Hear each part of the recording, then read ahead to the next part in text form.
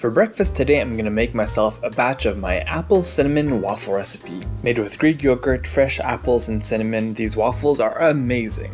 I'm going to start by combining my wet ingredients, so in a large bowl, I'll combine almond milk, the Greek yogurt, 2 eggs, some brown sugar, some vanilla bean paste or vanilla extract, and then whisk everything until smooth.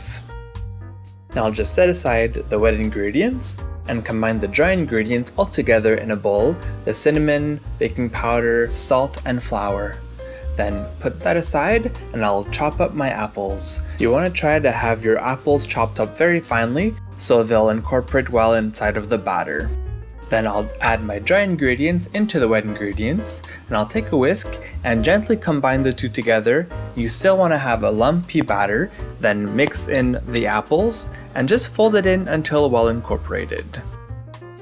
All I have to do now is heat up my waffle iron, spray it with some non-stick spray, and then add about a cup of the batter in the waffle iron.